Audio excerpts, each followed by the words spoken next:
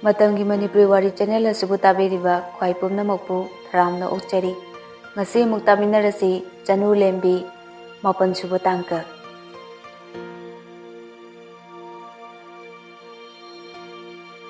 Lembi numidangi chaka chadaba makai magi pamungda hiplaga mobile dusu isai hongna thagatlaga earpiece tu manada haplaga mondrang amada nofat tawduna lay.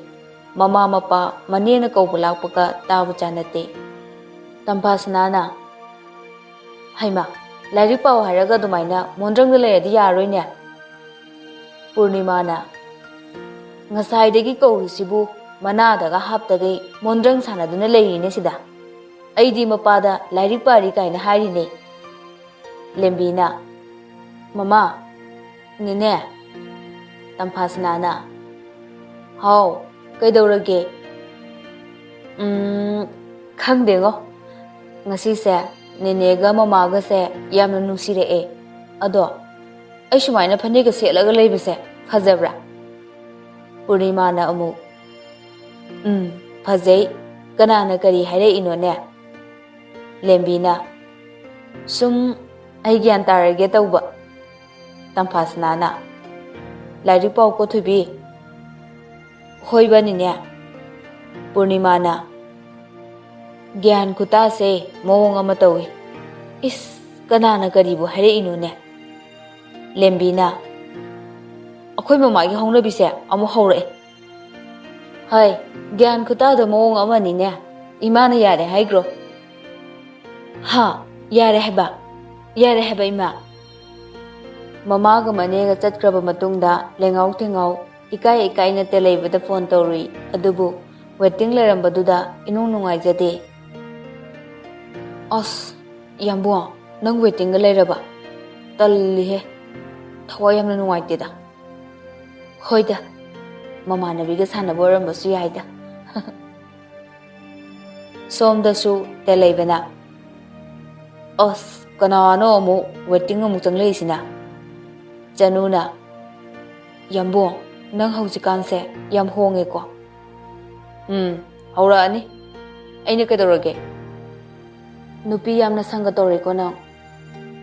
Chalo hai, kada degi nupi no, somda phangdadana layrikan sidaba. Kahi haba yambo. Telayba, noksina duna Chanuda karemnari. Nang phawba ki rehebe ma. Yare, thammage. Chanu, soksina duna phone kaktatli. Telayba na amuk halaga, call back torok padasu, hanjin kaktatuna, switch off thamjali. Chanu mathanta sonjay.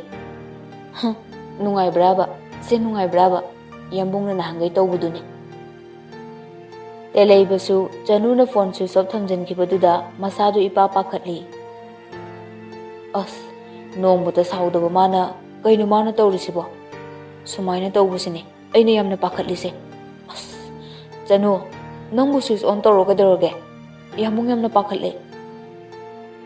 Somda Chanu din nokli, magi phone do amuksu yengli. Saung ko yambuang, ngasidi ay nangamjarage ba? Nahangay nang na ingonda tawbudune, nungay bra yengo ba? Ko.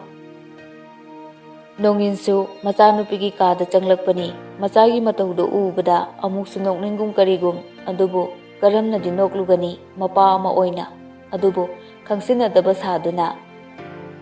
Bema, tabro. Chanu, masado khangboy lakboy. Baba. Isa su hojikti khara pharabanina, hayengdi babaga mela yengba chatlusiro. Yayi baba. Ado, khongji yam kana nethaba sungam hek ngamdaba. Ado aidi baba na samdoi sidi. Thoibi, noigi namanaba telayba haibra, adugi pabungdo. Babaga di thaina luna tinarakraba.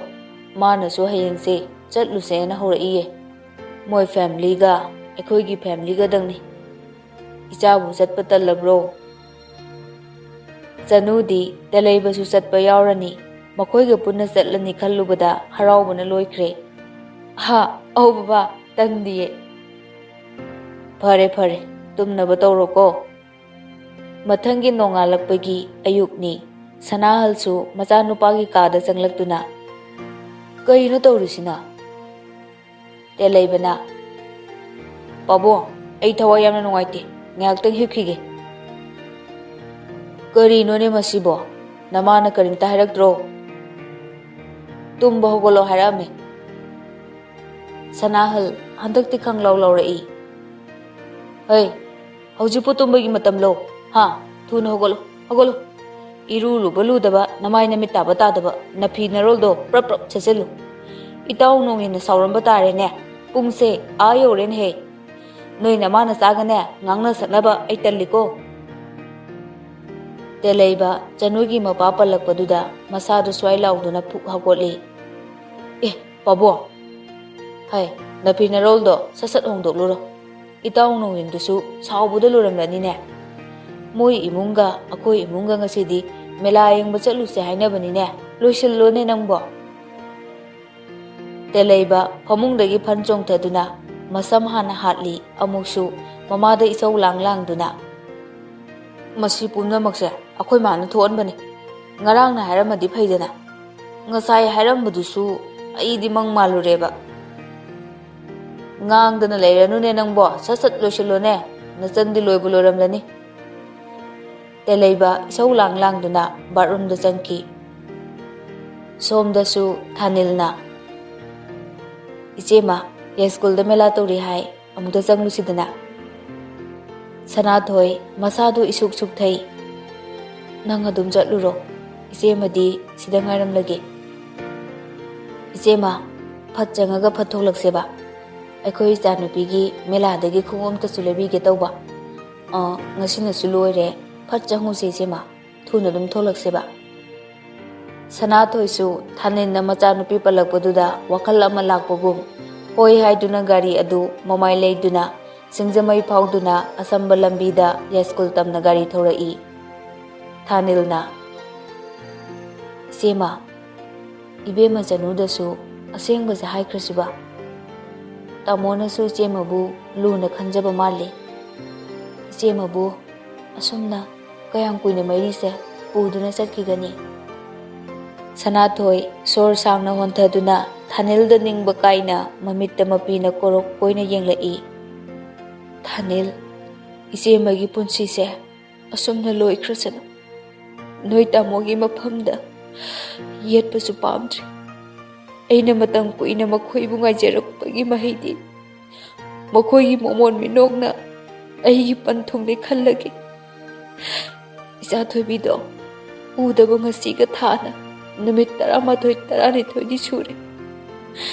Thanil aina nahan isa thoibide injakiba chak homduna mama aina isa thoibida namkiba manamduna punsigi aroiba oikramal. Ichema amabu orasu amuktangdi tamonungi maphamda jamthoknabana phagadra khalle.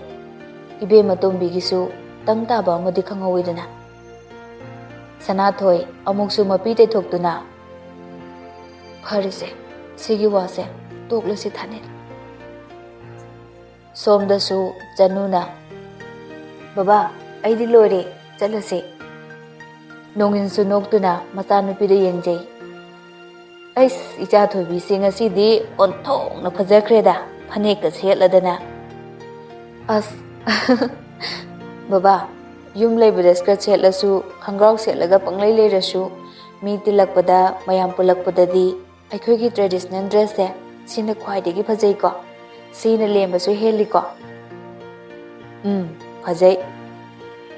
As Baba aigi khu jam chongi kari mu tawdu janu. Khu chongadi afaba pau tai habane kasu tawroida thoibi. As aibu kari pau mu ta du janu. Pare chatnaba tawrasi lao. Gari maning mamang thauduna Chanuna mapaga Telleibasu mapabunga machanupiga mamaga punna lakli. Telleibana Katon gari si kitang kana thaubiyo. Tona ibungo.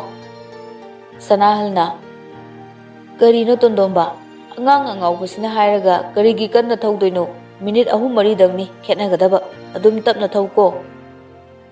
Telleibana Ima Chanu oi gari se hengat kre haiba. Tharik masagi mataududa noglai. Kahino bung nangbo mafam pundabasi nate aada pulap thengnadoy leirasidi. Adu orasu moine hengatna thogibase nungaite haba ima. Chanbi mabungda chingnarap tongna khanglaw lawna hairei. Yambo nang asi nupisiga koinabra.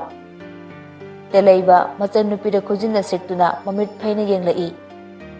Ui pobung tani ni. Sai oi ma si haiba bu kaidogi yambo. Noi napa tawi. Sanahal macha nupada mamai leithok-tuna yenglai. Kaino bung. Chanbina. Pabo akhoi yambung se yam hainade ai. Telaibana. Nang de hainare he aina oinam me he. Nasakto chumna thibada nati ngaurasune sangba ma yawi nangdi. Yambung nang. Tharikna amu. Noi na bung na celse aidi kamaina tawne. Ha, si lambi ne gari manung sida natrabadi noi bu khanabam leitabro. Ha. Telaibana. Ima, nupina yam khaladi Indian Penalty Act ki makada jail da leba yaba ek leitabro. Chanbina. Pabo, maray yamna yetpa mi yamna karemna banu pase anesthesia amta pise. Tharikna. Yare mi icha sa noibo. Sanahalna. Nang advocate na tro. Mama, nasa singja amta just tawdana. Tanja duda Chanbisu phone la e haiduna magi jacket tegi phone du lokthok-tuna paikhatli. Lembina. Hello, bye. Kaidi lege? Chambina. Nang nangangli do ai kemda tadre gari makhol sina. Hello, Chambi. Tabro. Bye. Ai kemda tadre. Akoi mela yengba chatli ai school da. Nang sula o. Ase haiduna phone du kalthatli. Telaibana. Bullet galduro. Oh, mani Barna boy. Somdasu Sanathoiga Thanilgasu mela mapam yauduna gari park fajana tawramlaga changrei.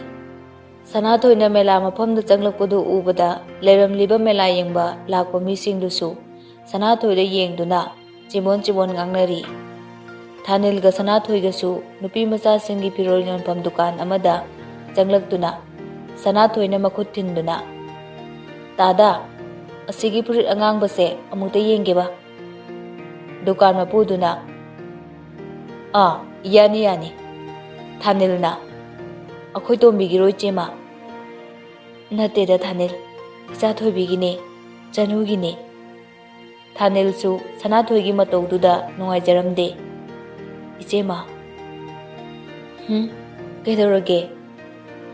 Firol sidi karamna icha chanuda pigadoriba. Mama nabu masagi damak tauba ngamloidaba kari thabak leirigena Thanil. Isaga lapnakiba mikup adudagi anauba sahi kumon thaubumna lakpa khuding icha chauramlani ko khanduna ichaga chanaba sahi adugi firol leikhidaba numit aibu karamba numitte yaukhragene Thanil. Mapido taithokduna amuk sunoglai. Masigi purisidi phajaine. Ekhoi icha thoibida chanani se paksu hamna pakchani. Fi yoliba dukan mapuduna su hairei. Adugi angangbaduna chamapane. Asiga chap manaba design igok machu sina chamangane. Sidi single piece oina lae. Thanilna.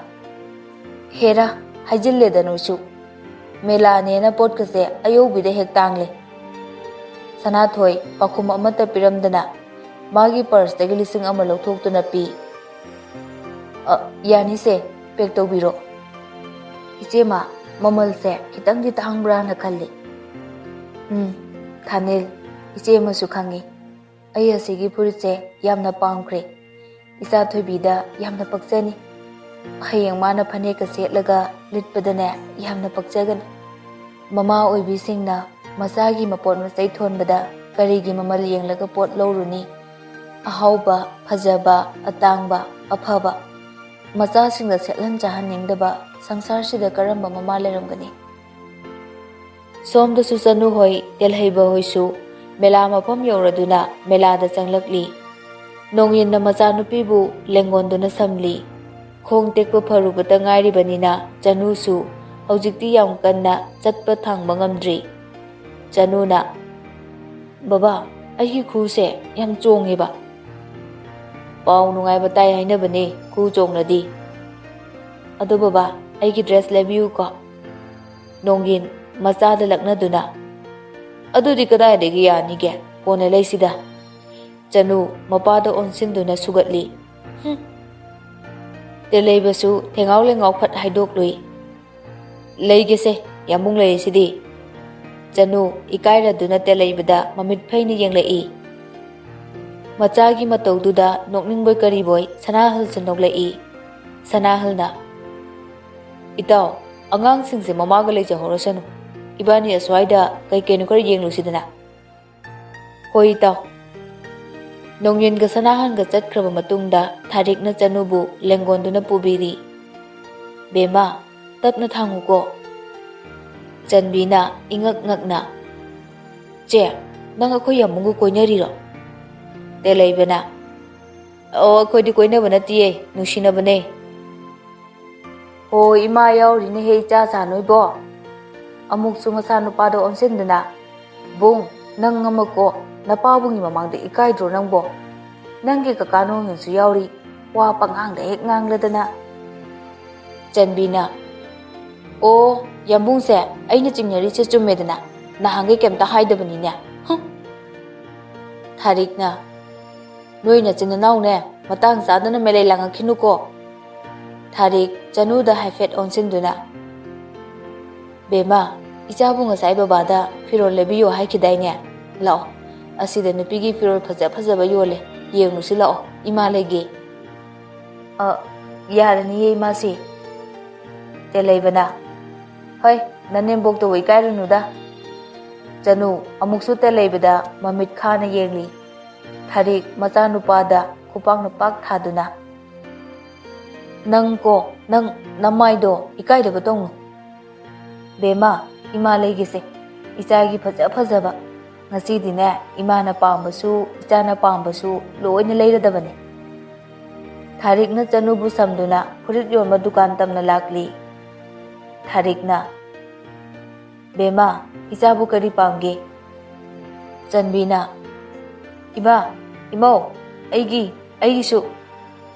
ꯆꯅꯨꯅ 이마 ꯑꯩꯈꯣꯏ ꯆꯟꯒꯤꯁꯦ ꯍꯥꯟꯅ ꯂꯩꯕꯤꯁꯦ. ꯊꯥꯔꯤꯛ ꯃꯆꯥꯅꯨꯄꯤꯗ ꯌꯦꯡꯗꯨꯅ ꯆꯠꯂꯣ ꯆꯠꯂꯣ ꯅꯕꯨꯡꯒ ꯅꯕꯥꯅꯤꯅꯦ ꯑꯁ꯭ꯋꯥꯏꯗ ꯉꯥꯎꯕ꯭ꯔꯥ ꯐꯩꯕ꯭ꯔꯥ ꯇꯧꯔꯨꯔꯣ ꯑꯣꯟꯊꯣꯛꯅ ꯆꯌꯦꯠꯅꯈ꯭ꯔꯦꯗ. ꯇꯦꯂꯩꯕꯅ ꯑꯁꯦꯡꯕꯅꯦ ꯆꯟꯕꯤ ꯅꯪ ꯇꯨꯃꯤꯟꯅ ꯂꯩꯌꯨꯀꯣ. ꯆꯅꯨ ꯅꯪ ꯑꯄꯥꯝꯕꯗꯨ ꯁꯠ ꯁꯠ ꯍꯥꯏꯌꯨ ꯀꯩꯅꯣ ꯌꯥꯝ ꯀꯣꯗꯔ ꯂꯩꯇ꯭ꯔꯁꯨ. ꯆꯅꯨ ꯆꯟꯕꯤꯒ ꯂꯣꯏꯅꯅ ꯐꯨꯔꯤꯠꯁꯤꯡꯗꯨ ꯃꯊꯪ ꯃꯊꯪ ꯁꯨꯝ ꯍꯥꯡꯗꯣꯛꯇꯨꯅ ꯌꯦꯡꯂꯤ. ꯅꯨꯄꯤ ꯃꯆꯥ ꯑꯃꯁꯨ ꯃꯈꯣꯏꯒꯤ ꯃꯅꯥꯛꯇ ꯆꯦꯟꯁꯤꯜꯂꯛꯏ. ꯈꯣꯡꯐꯝ ꯈꯤꯇꯪ ꯆꯥꯍꯧꯗꯗꯨꯅ ꯅꯨꯄꯤ ꯑꯗꯨꯗ ꯊꯦꯡꯖꯤꯜꯂꯨꯏ. ꯂꯦꯝꯕꯤꯅ ꯅꯃꯤꯠꯇꯨ ꯎꯗ꯭ꯔꯣ? ꯅꯃꯤꯠꯇꯨ ꯀꯗꯥꯏꯗ ꯌꯦꯡꯒꯦ? ꯆꯅꯨꯅ ꯎꯍꯧꯗ꯭ꯔꯦ ꯋꯥꯔꯧꯕꯤꯅꯨ. ꯂꯦꯝꯕꯤ ꯃꯥꯒꯤ ꯐꯣꯟꯗꯨ ꯈꯨꯡꯒꯠꯇꯨꯅ ꯕꯦꯇ꯭ꯔꯤꯗꯣ ꯍꯥꯞꯆꯤꯜꯂꯤ. ꯅꯃꯤꯠꯇꯣ ꯀꯩꯗꯧꯅꯕ ꯄꯥꯜꯂꯤꯅꯣ? ꯀꯣꯊꯣꯛꯑꯒ ꯂꯪꯊꯣꯛꯀꯣ. ꯐꯣꯟꯁꯦ ꯌꯥꯔꯝꯗ꯭ꯔꯕ ꯅꯪ ꯁꯤꯟꯒꯦ ꯍꯥꯏꯔꯣ? ꯃꯤꯅ ꯂꯥꯛꯏꯁꯦ ꯅꯪ ꯎꯗ꯭ꯔꯣ? ꯑꯌꯥ ꯐꯣꯟꯁꯦ ꯁꯀ꯭ꯔꯤꯟꯒ ꯂꯣꯏꯅ ꯀꯥꯏꯔꯤꯅꯦ. ꯂꯦꯝꯕꯤꯅ ꯆꯅꯨꯕꯨ ꯃꯔꯦꯡꯖꯨꯝ ꯄꯥꯏꯗꯨꯅ ꯏꯜꯂꯤ. ꯀꯩꯅꯣ ꯎꯅꯞꯄꯒꯤ ꯇꯥꯏꯞꯇ ꯇꯨꯃꯤꯟꯅ ꯄꯦꯔꯤꯗꯨꯅ ꯁꯣꯅꯣ ꯆꯨꯕꯤ ꯁꯣꯏꯈ꯭ꯔꯗꯤ ꯃꯤꯉꯣꯟꯗ ꯁꯣꯔꯤ ꯍꯥꯏꯕ ꯍꯩꯇ꯭ꯔꯣ? ꯐꯣꯟꯁꯦ ꯀꯥꯏꯕꯒꯤ ꯁꯥꯎꯅꯤꯡꯕ ꯅꯠꯇꯦ. ꯅꯆꯤꯟꯗꯣ ꯄꯥꯟꯗ꯭ꯔꯣ ꯅꯪ ꯍꯥ? ꯇꯦꯂꯩꯕ ꯂꯦꯝꯕꯤꯒꯤ ꯃꯈꯨꯠꯇꯒꯤ ꯐꯣꯟꯗꯨ ꯃꯨꯟꯗꯨꯅ ꯂꯪꯊꯣꯛꯏ. ꯀꯌꯥ ꯄꯤꯕ ꯐꯣꯟꯅꯣ? ꯑꯥꯏꯐꯣꯟ ꯑꯣꯏꯒꯦꯔꯥ ꯕ꯭ꯂꯦꯛꯕꯦꯔꯤ ꯑꯣꯏꯒꯦꯔꯥ RK ꯇꯦꯂꯩꯕꯅ ꯅꯋꯥ ꯂꯧꯗꯦ. ꯅꯪꯒ ꯆꯞ ꯃꯥꯟꯅꯕ ꯐꯣꯟꯁꯦ ꯍꯧꯖꯤꯛ ꯑꯩꯅ ꯂꯩꯔꯒ ꯁꯤꯟꯒꯦ. ꯅꯪꯉꯣꯟꯗ ꯈꯨꯄꯥꯛꯅ ꯑꯃꯨꯛꯇꯪ ꯊꯥꯖꯒꯦꯗꯅ. ꯂꯦꯝꯕꯤ ꯇꯦꯂꯩꯕ ꯂꯩꯔꯝꯕꯗꯨꯗ ꯏꯉꯛꯉꯛꯏ. ꯏꯀꯥꯏ ꯅꯨꯡꯁꯤ ꯌꯥꯅꯕꯣꯏ ꯋꯥꯔꯧꯕꯣꯏ ꯀꯔꯤꯕꯣꯏ ꯃꯥꯅ ꯆꯩꯔꯛꯄ ꯑꯗꯨꯗ ꯃꯄꯤ ꯏꯔꯥ ꯆꯦꯟꯅ ꯌꯥꯝꯕꯨꯡ ꯅꯪꯒꯤ ꯐꯣꯟꯁꯤꯗꯤ ꯂꯩꯔꯁꯨ ꯌꯥꯕꯅꯦ. ꯍꯟꯖꯤꯟ ꯍꯟꯖꯤꯟ ꯃꯁꯤꯡ ꯈꯪꯗꯅ ꯂꯩꯕꯁꯨ ꯉꯝꯃꯤ. ꯅꯆꯦꯒꯨꯝꯕ ꯑꯍꯜꯁꯤꯗ ꯏꯟꯗꯅꯒ ꯇꯧꯔꯤꯗꯨꯕꯨ ꯀꯔꯤ ꯑꯦꯇꯤꯇ꯭ꯌꯨꯠꯅꯣ? ꯑꯩ ꯅꯪꯒꯤ ꯐꯣꯟꯁꯦ ꯆꯞ ꯃꯥꯟꯅꯕ ꯑꯃ ꯍꯧꯖꯤꯛ ꯁꯤꯡꯂꯒꯦ. ꯅꯪꯉꯣꯟꯗ ꯈꯨꯄꯥꯛꯁꯤꯅ ꯑꯃꯨꯛꯇꯪ ꯊꯥꯒꯦ ꯌꯥꯒꯗ꯭ꯔꯣ? ꯊꯥꯔꯤꯛꯅ 이자사 ꯌꯥꯔꯦ ꯌꯥꯔꯦ ꯇꯣꯛꯑꯣ ꯃꯤ ꯂꯣꯏꯅ ꯌꯦꯡꯅꯔꯛꯑꯦ. ꯁꯥꯎꯅꯨꯀꯣ ꯂꯦꯝꯕꯤ ꯅꯆꯦꯁꯨ ꯎꯗꯗꯅ ꯇꯧꯖꯔꯤꯅꯤ. ꯑꯗꯨꯃꯥꯏꯅ ꯉꯥꯡꯅꯅꯨꯅꯦ ꯅꯣꯏꯕꯣ. Angang masasu natre. Hayeng wai phauba warau purong na batari ne noibo. Lembi na. Ima, yambu, ai soikre. Asi haram laga peri peri kap kap tuna kau bangang batadaba makai chenki. Tharik na. Bungba, nang se onthok nang gyan ta kidreda. Fazana habirasu yaba sidaba. Angang sidaba. Masu nupa dong na tawbani na ne. Masado kharasu pingbani. Nasan gi suma manabini. Masu nasan gumbini. Panangang nang janing labasu. Fazana habiyo na ibungo. Janbi na. As, ay nasu kaubi bani. Yam nuwai tiye. Lembi, ngay ko. Telay ba na? O, nang nara. Asigi kokle khatpangang si kaurisya. Yambu, adumay na hay nuba. Madi yam na ping bani. Ingaw ngawja bani. Mabuksu yam na pa bani. Mana kara ping basida. Minala na kanbiri ni. Haujikti masu yam na change tawra bani. Telay ba, masan nupida mamit khana yengli. Taning de, ngak to lep kero. Nangi singdok jabado. Tharik na. Bung, Chan, noi bu mi loy na yeng na re emi. Ima saurkani ko. Chanu na. Ima, ay nalan bane haujikido. Ado, ay susoy kre haige daw bane. Nangaudre. Migi mapoto thingziluba kaw bane na. Ado hana yeng lubane. Akaya to yaubra na. Ay nasoy kibane ima. Haujiki angang do, yam nungai ramaroyi. Chanbi na amu. Ako yambung se, yam hainade ay. Mi zeri ne na bu. Telay ba na? Nang chuna kok tu kanyang radi, tumina layo ko. Thagdila ura na. Chanu, noksin na doon na pagita to i. Yambu, sauro no ba? Se, ice cream jaradi, yambung sawo paradra. Adoy ma siya, ice cream la kay no masasi. Telay ba na? Kadawagi ice cream no? Charo no nang di. Kaangoy na chaw. Pukri dagi. Mahatma Gandhi gi lo ni na kupang na thara adi. Khazai na masu thalo haiba nangi lo du di ne. Nangdi ko kaangoy na chaw. Natraga santiyoy na chaw. Tharik na. Hay, kari wahi khundano ne nang bo. Nang ko, nang haibi de hai ni. Wa makhayam tano. Chanu na. Yambo, lamon kumna ba haibise. Loy ba na roy da bani. Aigi lekol degi mina lay ami heklame haiduna migi lekol degi lerang pumba hektat padubu aphabra adubu aphaba thongna lebini haigadro makhoi bu mai paklabani yekna bagalan thengna bada haina haiba yaribra ba Tharik Chanu na khumlakliba pakum du da peladuna Chanu bu nungsina konsinjai Ichadi wakal lebini mipung khudimakpu ichagi nungsiba wahina inghan bangamba oyu ko Chanu su momon minokal loina na hairap mamai leithok-tuna ontholakpada nungsiba momon minokal loina na nene haiduna kauraga chensilui Sanathoi su masabu ubada konsilli Isa thoibia Isa ha udabada nene kayang wai khambra Kaidoroge nene kappadi kaidoroge kopkano nungaitiye Chanu na Sanathoi bu mapi teithokpiri Sanathoi amuksu mapi teithokduna hatu magi bag tegi pack torba polythene do macha nupi da pi se nene na nangi ne na leibane phajabra yengo Chanu polythene do hangdokduna yenglaga noklei aya aigi favorite color ne red che nene nangse pura lai ni aina pamjab angakta khalle nene se khangdra khange Adonine, nangi apama machudi hayune. Isa thoibi, sangsar sida ninena pamjaba kalakpa haiba amamuk leitre. Ninena sangsar sida khwaidagi nungsijaba misak ahum khakti le.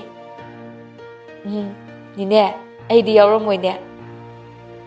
Karigi yawdani, nungsiba pumnamakdagi isa thoibina pumhen hele. Adunane, ngasisu ninena nungsiba pumnamakdagi hele haiduna isa thoibi kauribase. Nine nangbu kanano.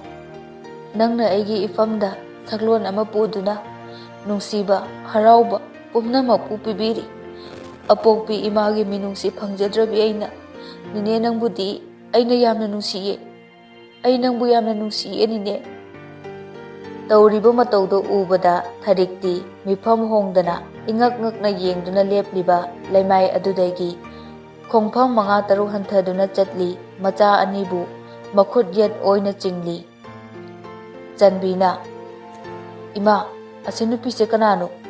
ꯑꯩ ꯎꯈ꯭ꯔꯦ"꯫ ꯊꯔꯤꯛꯅ "ꯎꯔꯝꯂꯅꯤ ꯏꯃꯥꯒꯤ ꯇꯣꯝꯕꯤ꯫ ꯑꯁ, ꯌꯥꯝ ꯇꯣꯏꯅꯗꯤ ꯎꯈ꯭ꯔꯦꯗ ꯏꯃꯥ, ꯑꯩ ꯅꯤꯡꯁꯤꯡꯕꯗꯤ ꯉꯝꯗ꯭ꯔꯦꯕ"꯫ ꯊꯔꯤꯛꯁꯨ ꯁꯅꯥꯊꯣꯏꯒ ꯆꯅꯨꯒꯒꯤ ꯃꯇꯧꯗꯣ ꯎꯕꯗ ꯄꯤꯔꯥꯡ ꯆꯤꯟꯊꯈꯤꯕ ꯈꯪꯍꯧꯗꯦ꯫ ꯆꯅꯨꯅꯗꯤ ꯈꯪꯖꯗꯕꯅꯤꯅ ꯅꯤꯅꯦ ꯀꯧꯈꯤꯕꯗꯨꯅ ꯍꯦꯟꯅ ꯀꯌꯥꯗ ꯅꯨꯡꯁꯤꯔꯤꯕ꯫ ꯁꯅꯥꯊꯣꯏ ꯃꯄꯤ ꯇꯩꯊꯣꯛꯂꯒ ꯇꯨꯡ ꯃꯥꯡ ꯍꯥꯏꯔꯞ ꯌꯦꯡꯂꯤ, ꯑꯗꯨꯕꯨ ꯃꯤꯆꯥꯟꯅꯔꯨꯗꯕꯅꯔꯥ ꯅꯠꯇ꯭ꯔꯒ ꯃꯨꯟꯅ ꯌꯦꯡꯂꯨꯗꯕ ꯍꯥꯏꯒꯗ꯭ꯔꯥ, ꯏꯁꯣꯔꯒꯤ ꯅꯣꯡꯗꯝꯅꯔꯥ, ꯁꯅꯥꯊꯣꯏ ꯅꯥꯀꯟꯗ ꯂꯦꯞꯂꯤꯕ ꯊꯔꯤꯛꯄꯨ ꯎꯗꯗꯨꯅ "ꯕꯦꯝꯃ, ꯏꯆꯥꯕꯨ ꯀꯅꯥꯒ ꯂꯥꯛꯀꯦ"꯫ "ꯇꯦꯜꯍꯩꯕꯒꯤ ꯏꯃꯨꯡꯒ ꯑꯩꯈꯣꯏ ꯕꯕꯥꯒ ꯄꯨꯂꯞ ꯂꯥꯛꯄꯅꯦ"꯫ "ꯍꯥ, ꯕꯕꯥ ꯍꯥꯏꯕ? ꯅꯤꯅꯦ ꯆꯠꯂꯒꯦ"꯫ "ꯍꯧꯔꯛꯑꯅꯤ, ꯆꯠꯈꯤꯕꯒ ꯌꯥꯔꯣꯏꯀꯣ ꯅꯤꯅꯦ, ꯑꯩꯅ ꯐꯥꯔꯒ ꯊꯝꯗꯣꯏꯅꯦ꯫ ꯑꯗꯣ ꯅꯤꯅꯦ, ꯑꯩ ꯋꯥ ꯑꯃ ꯍꯥꯏꯕꯤꯌꯨꯔꯥ"꯫ "ꯀꯩꯅꯣ ꯍꯥꯏꯌꯨꯅꯦ"꯫ "ꯑꯗꯨꯔꯣ, ꯑꯩꯅ ꯅꯥꯔꯤꯉꯩꯗ ꯍꯣꯁꯄꯤꯇꯥꯜꯗ ꯑꯅꯥꯕ ꯍꯪꯕ ꯑꯗꯨꯝ ꯂꯥꯛꯄ ꯇꯦꯜꯍꯩꯕꯗꯣ, ꯑꯗꯣ ꯁꯨꯝ ꯏꯕꯥꯅꯤ ꯈꯪꯅꯕ, ꯃꯕꯨꯛ ꯌꯥꯝꯅ ꯐꯖꯥꯅꯤ, ꯃꯣꯏ ꯏꯃꯨꯡꯒꯅꯦ ꯂꯥꯛꯏꯁꯦ꯫ ꯑꯗꯣ ꯑꯩꯈꯣꯏ ꯕꯕꯥꯗꯤ ꯃꯣꯏ ꯄꯥꯕꯨꯡꯒ ꯑꯁ꯭ꯋꯥꯏꯗ ꯆꯠꯈꯤꯌꯦ꯫ ꯅꯤꯅꯦ ꯈꯪꯅꯧꯋꯣꯕ ꯀꯣ, ꯑꯩ ꯀꯧꯔꯛꯀꯦꯕ"꯫ "ꯏꯆꯥꯕꯨ ꯇꯦꯜꯍꯩꯕꯗꯣ ꯊꯃꯣꯏ ꯁꯦꯡꯅ ꯅꯨꯡꯁꯤꯔꯕ꯭ꯔꯥꯅꯦ"꯫ "ꯅꯨꯡꯁꯤꯌꯦ ꯅꯤꯅꯦ, ꯑꯗꯣ ꯃꯥꯗꯤ ꯌꯥꯝꯅ ꯐꯤꯡꯉꯤ, ꯑꯩꯒꯤꯁꯨ ꯌꯥꯝꯅ ꯈꯟꯕꯤꯌꯦ"꯫ "ꯏꯕꯨꯡꯉꯣꯗꯨꯕꯨ ꯀꯗꯥꯏꯗꯒꯤꯅꯣ, ꯀꯌꯨꯝꯅꯣ"꯫ "ꯏꯆꯥꯒꯤꯗꯤ ꯂꯥꯏꯁ꯭ꯔꯝꯅꯤ, ꯅꯤꯅꯦ ꯌꯦꯛ ꯊꯣꯛꯄ꯭ꯔꯥ ꯌꯦꯡꯒꯦ"꯫ "ꯑꯁ ꯅꯤꯅꯦ, ꯌꯦꯛꯇꯤ ꯊꯣꯛꯅꯩ ꯍꯥꯏꯌꯦ, ꯑꯗꯨ ꯑꯣꯏꯔꯁꯨ ꯅꯨꯡꯁꯤꯖꯥꯅꯤ ꯈꯪꯉꯕ, ꯃꯥꯅ RKꯅꯦ, ꯑꯩꯕꯨꯗꯤ ꯂꯥꯏꯁ꯭ꯔꯝꯅꯦ"꯫ "ꯅꯤꯅꯦ, ꯅꯪ ꯑꯩꯈꯣꯏ ꯌꯨꯝꯅꯥꯛꯁꯦ ꯂꯥꯏꯁ꯭ꯔꯝꯅꯦ ꯍꯥꯏꯁꯦ ꯀꯃꯥꯏꯅ ꯈꯪꯉꯤꯅꯣ"꯫ "ꯅꯤꯅꯦꯅ ꯍꯥꯏꯈ꯭ꯔꯗꯨꯗꯤ, ꯅꯪꯗꯤ ꯅꯤꯅꯦꯅ ꯅꯨꯡꯁꯤꯕ ꯄꯨꯝꯅꯃꯛꯇꯒꯤ ꯍꯦꯜꯂꯦ ꯍꯥꯏꯗꯨꯅ, ꯏꯆꯥ ꯊꯣꯏꯕꯤ ꯍꯥꯏꯅ ꯀꯧꯈ꯭ꯔꯕꯅꯤꯅꯦ, ꯑꯗꯨꯕꯨ ꯏꯆꯥꯒꯤ ꯌꯨꯝꯅꯥꯛꯄꯨ ꯅꯤꯅꯦꯅ ꯀꯃꯥꯏꯅ ꯈꯪꯂꯣꯏꯗꯣꯏꯅꯣ? RKꯗꯤꯅꯦ ꯅꯤꯡꯊꯧꯖꯥꯅꯤ, ꯃꯉꯥꯡ ꯁꯂꯥꯏꯅꯤ, ꯏꯆꯥꯒꯤꯗꯤ ꯂꯥꯏꯁ꯭ꯔꯝꯅꯤꯅ ꯌꯦꯛ ꯁꯂꯥꯏ ꯈꯨꯃꯟꯅꯦ, ꯀꯅꯥꯅ ꯌꯦꯛ ꯊꯣꯛꯅꯩ ꯍꯥꯏꯅꯣ? ꯃꯥꯅ ꯐꯥꯒꯤ ꯇꯧꯕ ꯑꯣꯏꯔꯝꯅꯤꯗ"꯫ "ꯑꯁꯦꯡꯕꯩꯔꯣ ꯅꯤꯅꯦ? ꯈꯪꯅꯤꯕ ꯃꯥ ꯍꯣꯔꯦꯜꯗꯤ, ꯃꯥꯅ ꯑꯗꯨꯃꯥꯏꯅꯅꯦ ꯑꯗꯨꯝ ꯂꯛꯅꯔꯒ ꯂꯩꯔꯕꯅꯦ ꯑꯩꯉꯣꯟꯗ"꯫ "ꯑꯗꯣ ꯃꯥꯕꯨ ꯀꯗꯥꯏꯗꯒꯤꯅꯣ"꯫ "ꯀꯩꯁꯥꯝꯄꯥꯠ ꯂꯩꯃꯖꯝ ꯂꯩꯀꯥꯏꯗꯒꯤꯅꯦ ꯅꯤꯅꯦ, ꯀꯥꯔꯗꯤꯑꯣꯂꯣꯖꯤꯁ RK ꯁꯅꯥꯍꯜꯒ ꯑꯦꯗꯚꯣꯀꯦꯠ RK ꯊꯥꯔꯤꯛꯀꯒꯤ ꯃꯆꯥꯅꯦ, ꯈꯪꯗ꯭ꯔꯣ ꯅꯤꯅꯦ? ꯃꯣꯏ ꯏꯃꯨꯡꯗꯣ ꯃꯃꯤꯡ ꯆꯠꯄ ꯃꯥꯜꯂꯦ, ꯃꯤ ꯂꯣꯏꯅ ꯈꯪꯅꯩꯌꯦ, ꯑꯗꯣ ꯅꯤꯅꯦꯗꯤ ꯈꯪꯗꯕ꯭ꯔꯥꯕ? ꯑꯩꯈꯣꯏ ꯕꯕꯥꯒꯁꯨ ꯃꯣꯏ ꯄꯥꯕꯨꯡꯒꯁꯨꯅꯦ ꯊꯥꯏꯅ ꯌꯥꯝ ꯂꯨꯅ ꯇꯤꯟꯅꯔꯛꯑꯦ ꯍꯥꯏꯌꯦ ꯅꯤꯅꯦ"꯫ ꯃꯇꯥꯡ ꯑꯁꯤꯗ ꯉꯁꯤꯒꯤ ꯇꯥꯡꯀꯛ ꯑꯁꯤꯕꯨ ꯂꯣꯏꯁꯤꯟꯖꯔꯤ꯫ ꯃꯈꯥ ꯇꯥꯕ ꯁꯔꯨꯛ ꯍꯌꯦꯡ ꯄꯨꯟꯅ ꯇꯥꯃꯤꯟꯅꯔꯁꯤ꯫